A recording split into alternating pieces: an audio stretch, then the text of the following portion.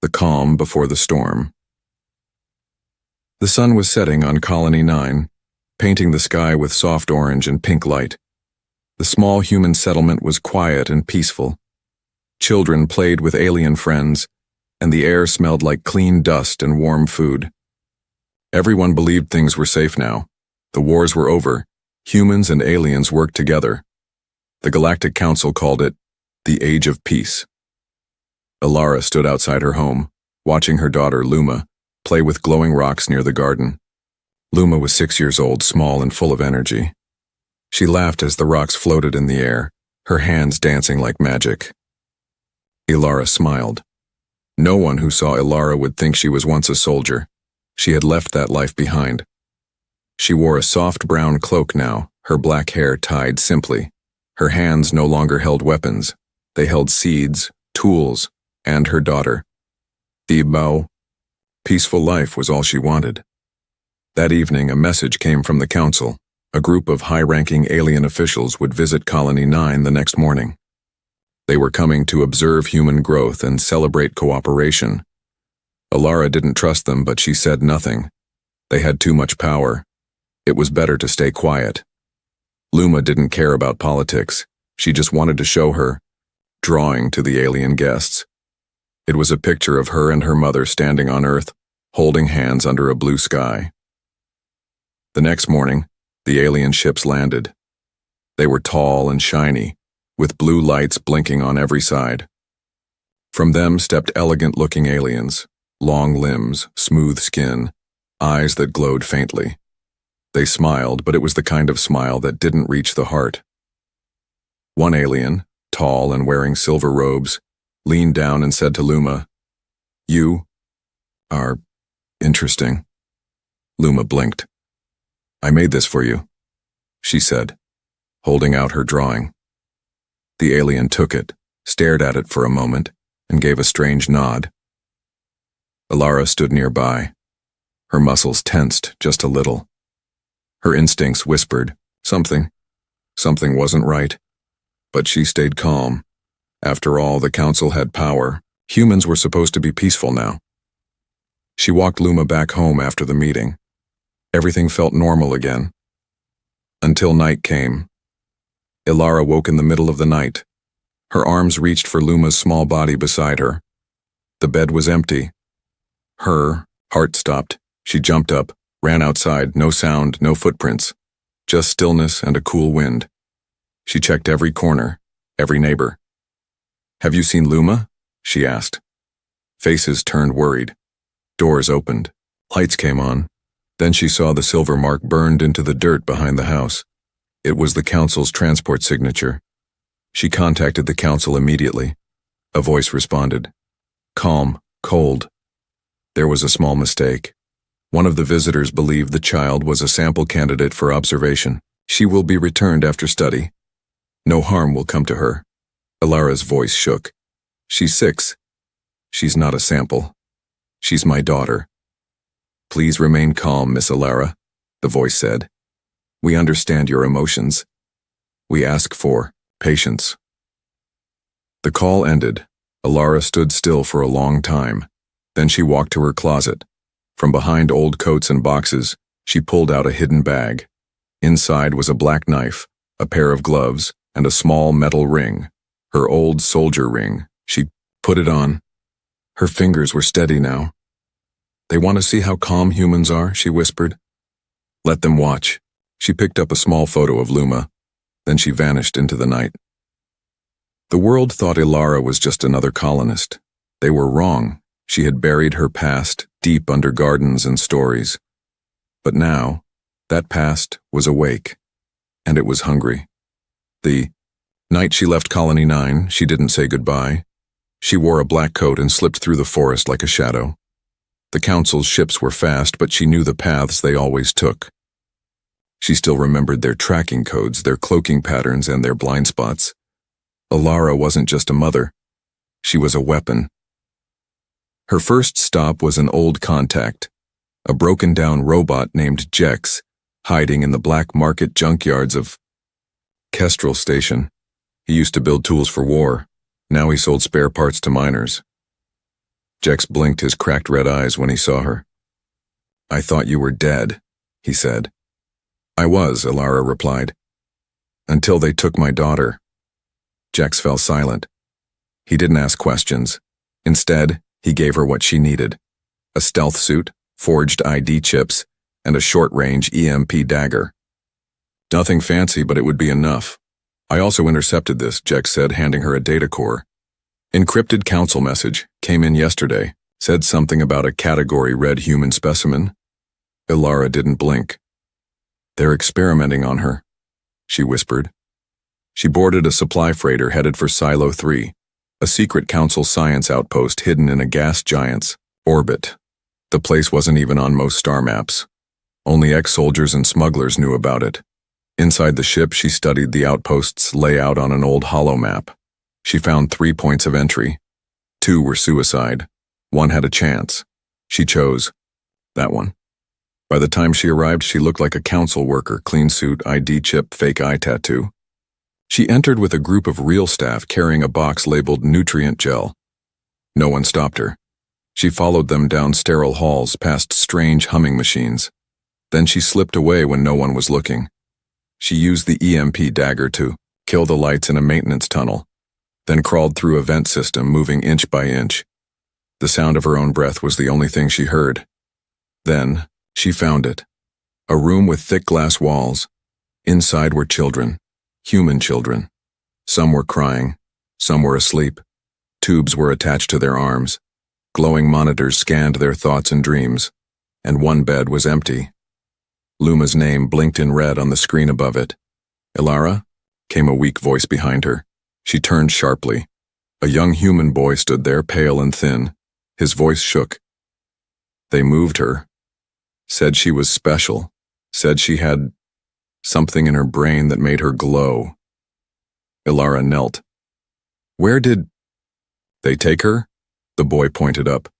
"The capital, I think they said, Section 9. Her heart dropped. That was the Council's core research center, heavily guarded. No civilians allowed, no mercy given. Ilara turned back to the glass, her jaw tight. "I will come back for all of you," she said to the children. "But first, I'm bringing my daughter home."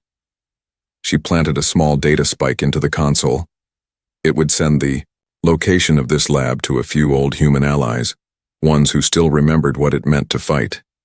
Then she climbed back into the vent and vanished again. As she escaped the station in the dead of night, sirens began to ring in the distance. Someone had discovered the missing files. Someone had seen the hacked camera feeds. The Council would soon know she was coming. The Galactic Council building on Iron Prime stood tall like a silver dagger stabbing the clouds. Inside, walls glowed soft blue. Guards walked in perfect patterns, and cameras blinked silently. It looked calm, clean, orderly. But beneath that smooth surface, something rotten was hiding, and Ilara had just arrived. Wearing the stolen uniform of a council courier, she entered through a side gate with a forged ID chip. No alarms rang, no guards blinked. The council trusted their systems too much. She moved fast. Quiet. Her goal was Section 9, a classified research wing where only Tier 0 beings were allowed. She didn't have clearance. Yet. In a quiet corner, Ilara knocked out a young scientist and took his ID patch. She whispered softly as he faded out. "You'll wake up.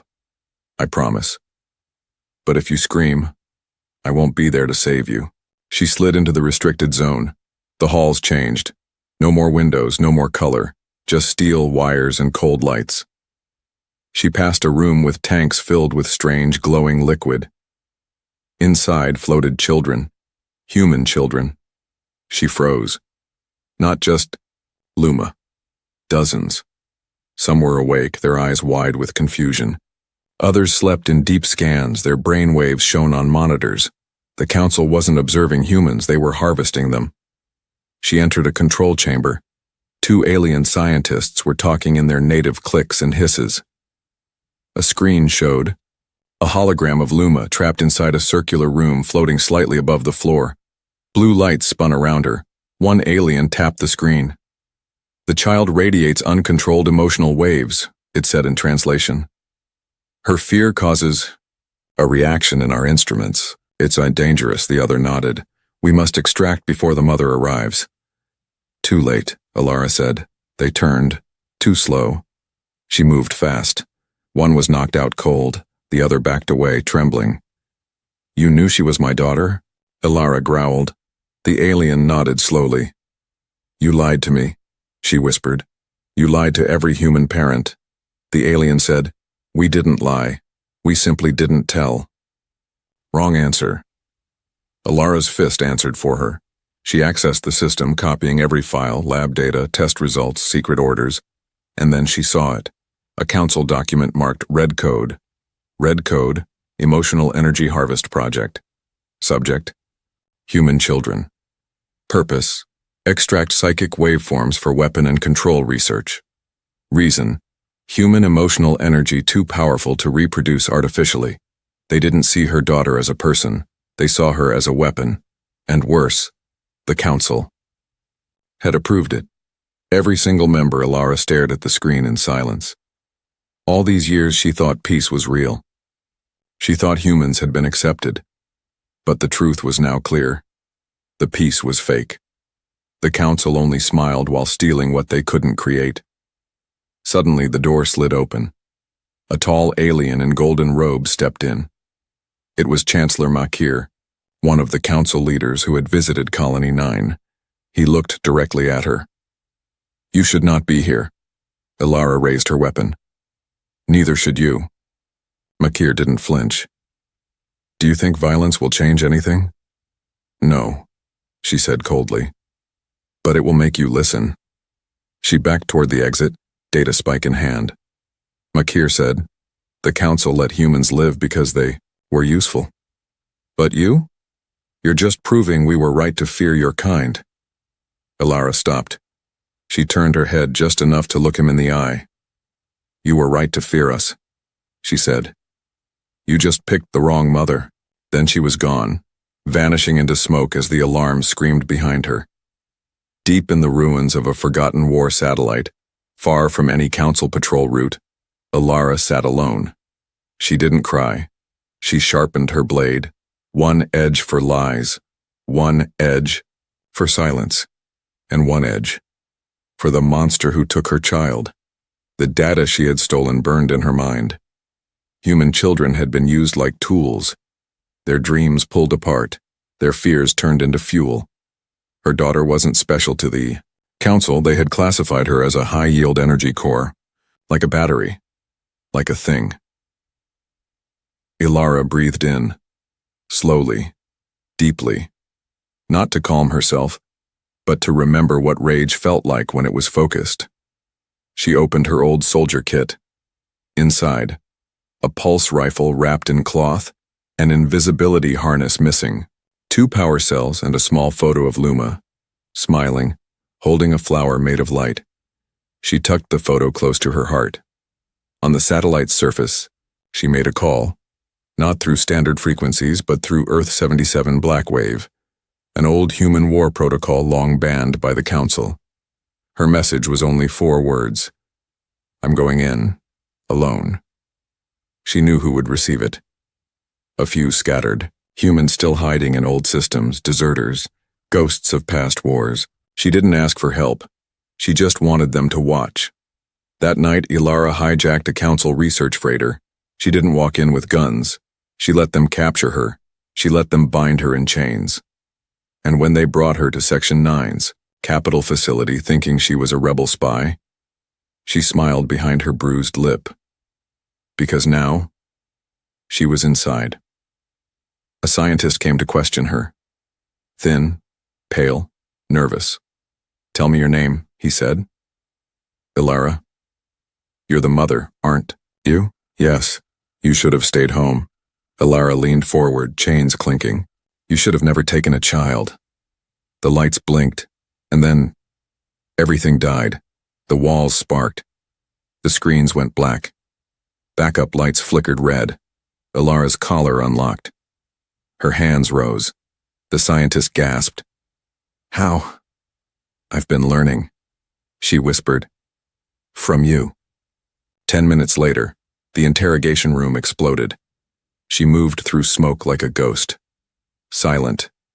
Deadly. Precise. Every guard who saw her fell before he could speak. Every camera shorted out before it could record. She knew the hallways now. Knew the patrol shifts. Knew how to hurt this place from the inside. She used their systems against them, turned their doors into traps, their drones into weapons, their pride into panic. In the lower levels, she reached Sector Delta, where the youngest human children were kept. She found cages. She found data chips labeled Emotional Extraction Level 5. She found Luma's voice and recorded on repeat. Please, I want my mom. Her hands shook, not from fear, but from fury. She placed explosives on the main power core and whispered, let this place burn. She found one last terminal and sent a live message through every council system she could hack. Her voice echoed across their grand halls, their ships, their meetings. This is Alara, human, mother. You took from me, you took from many. We are not your lab rats. We are not your pets. We are not your property. You wanted to see our true nature? Then watch me burn your lies to the ground. Then she shut it off and walked toward the highest tower where Luma was waiting. In the highest chambers of the Galactic Council, silence fell. The room was made of crystal and gold. Alien leaders from 12 powerful species sat around a floating table. They had ruled for centuries. They had ended wars, bent galaxies to their will, and built peace through fear. But now, they watched one woman tear it all apart. On the screen before them, flames consumed Section 9. Labs exploded, guards ran screaming, and Alara, just one human, walked through it like she was born. From fire. This is impossible, whispered Chancellor Vel of the Nilari. She's just one, hissed Governor Trin of the Zarok. That was your mistake, said a quiet voice behind them. All heads turned. An old human general stood there, retired, forgotten, once considered harmless. She's not just one. She's a mother. Back on the ground, Alara moved like a storm with a soul. She had found her daughter, Luma, half-conscious, locked in a containment ring that pulsed with blue light. One whisper from Alara, and Luma's eyes opened. Mom? Yes, baby, I'm here. The ring didn't last long. Alara's blade cut through it with a spark and a scream. She wrapped Luma in her arms, tighter than ever before. Are you hurt? I was scared. You won't be again. They didn't run. They didn't hide. Alara walked straight through the main corridor, carrying her child. She made no effort to sneak. Let them come. They did. Dozens of armed guards. Robots, drones. She stood firm, Luma in one arm, rifle in the other. Then something happened that the council never expected. The guards hesitated. These weren't machines. They were people. Many had families. Many had heard the broadcast. And now, they saw a human mother protecting her child against an empire. One by one, they lowered their weapons. Not a single shot was fired. On the council's command ship, emergency alarms blared. Containment breach in 42 sectors. Council troops refusing orders. Civilian uprisings across 9 planets. The council had thought humans were under control. They were wrong. They had taken too much. They had gone too far. And Alara was the spark that lit the galaxy's anger. But even in chaos, one council commander made a final move. Commander Silrax, a brutal war veteran, launched an orbital cannon. He didn't care who died. He only wanted Alara silenced. There are cannon powered up, 10 seconds to fire. 9. 8. Alara looked up, and then a voice echoed from space. This is Admiral Harris of the Human Resistance Fleet. If that cannon fires, we will consider it a declaration of war. The council froze. What resistance? They had destroyed Earth's armies years ago, right? Wrong. Across the stars, old Earth ships uncloaked, battered, hidden, forgotten, but armed and angry. The humans had never been defeated. They had simply been waiting, watching. And now, they were done being quiet. The orbital cannon powered down. Commander. Silrax disappeared from the command room, dragged out by his own crew, and Alara walked free, surrounded not by soldiers, but by silence. The council had just lost its grip, and it all started with one woman, walking with her daughter in her arms and fire in her eyes. They gave her a ship to leave, a clean one, new engines, fresh fuel, no trackers. It wasn't a gift. It was a warning. "Leave while you still can," the new council message said. "You got your child. Now disappear. You won't be forgiven a second time." Alara stared at the message, then deleted it. She looked at Luma sleeping quietly. Beside her, wrapped in a warm blanket on the ship's medbed, a soft light blinked over her head, reading stable vitals. Safe. Alive. But not okay. Alara had seen the tests, the scans, the scars left by machines that had touched her daughter's mind. They wanted forgiveness? No. They were going to get justice. She didn't fly away from the council. She flew toward them, straight to Galaxis Prime, the core of the council's empire, the place they believed untouchable. But Alara wasn't coming alone this time. One transmission, one signal. And across the stars, every human cell, every hidden fleet, every old warrior and retired spy awoke from their silence. Alara's story had reached deep places, and from those places, monsters rose, monsters shaped like humans who had lost everything and were waiting for a reason to return. This wasn't a war. This was payback. Inside Galaxis Prime, the council was panicking. Alien rulers yelled over each other. "Activate shields. Close the sky lanes. Where is the fleet?" Too late. From the clouds above the capital, old Earth warships appeared. Ships thought destroyed decades ago. They weren't pretty. They were angry, covered in black steel and scars, powered by rage and memories. And at the front of this storm was Alara's small ship. She sent one message on open frequency. "This is for every child you hurt. This is for every lie you told. This is for every mother who never got to hold her baby again. You should have left us alone." Then she dropped, through fire, through shields, through fear. Her ship crash-landed at the council spire. Flames rose around her. Smoke filled the sky. But she walked out untouched, clad in armor built from 3 generations of human wars, carrying a rifle no council soldier had ever seen, and a blade that had tasted blood from 5 planets. Behind her, more humans poured out.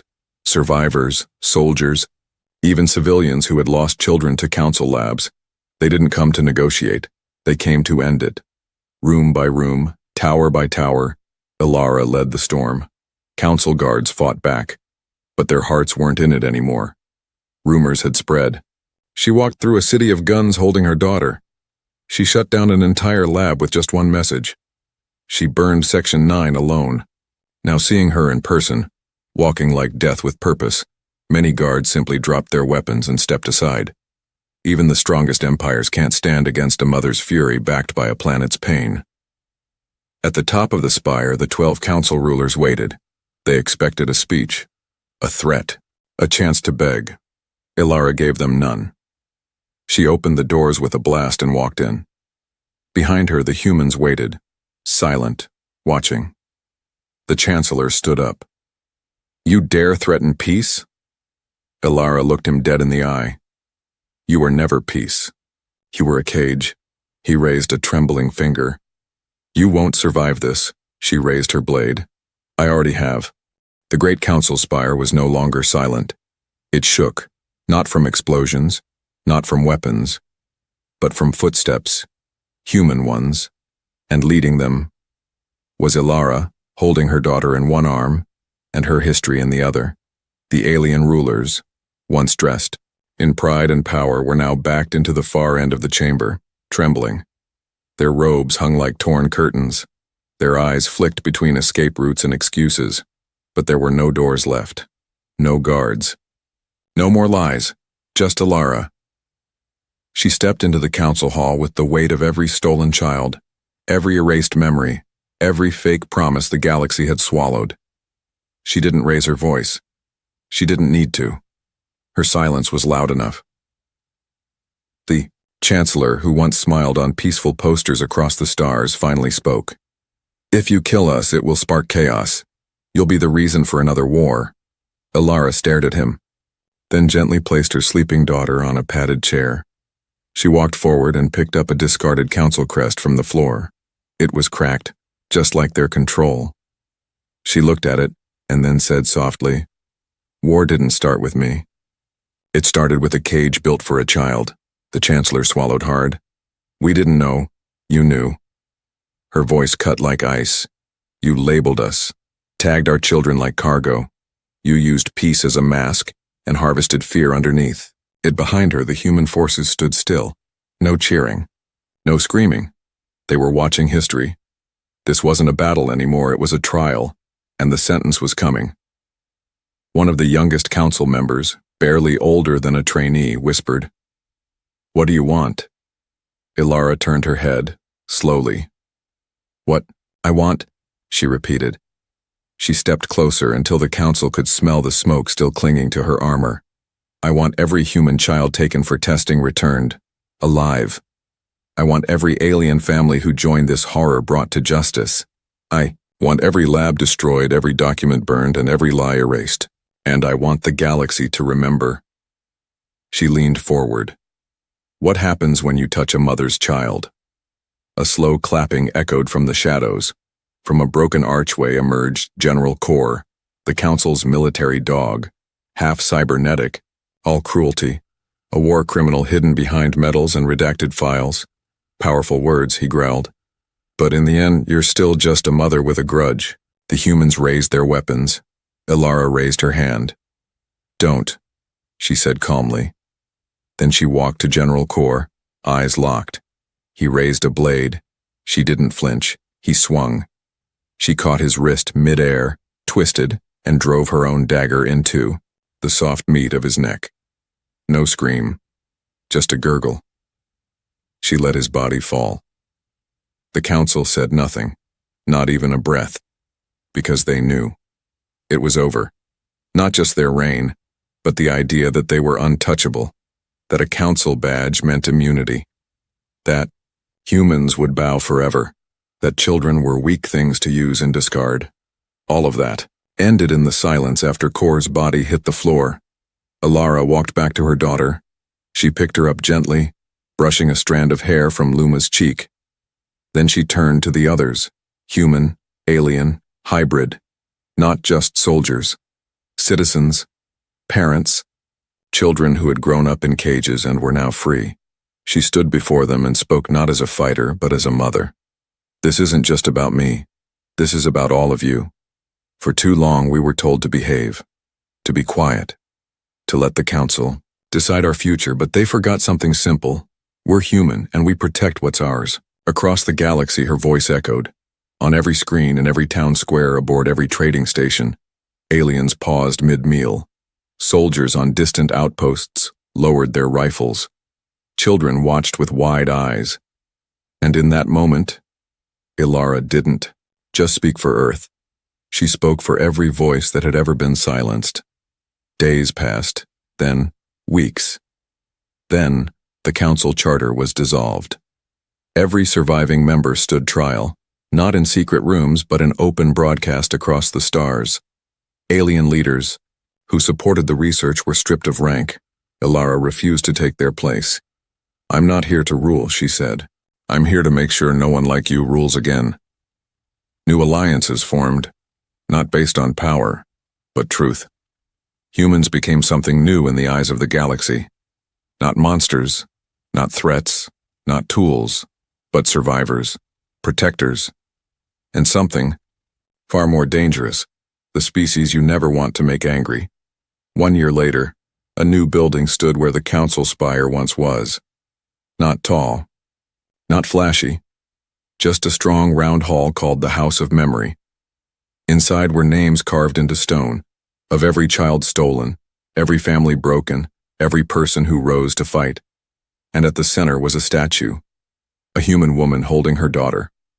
One hand carried a rifle, the other held a teddy bear. The inscription below read, "She burned down empires, just to bring one little girl home." Some say Alara retired and grew old on a green planet where no one asked for war. Others say she joined the stars, traveling to stop more pain wherever it dared grow. But one thing all species now agree on: never underestimate a human's love. And never ever hurt their child. The galaxy feared human fury, but they never truly understood it until they saw a mother's rage.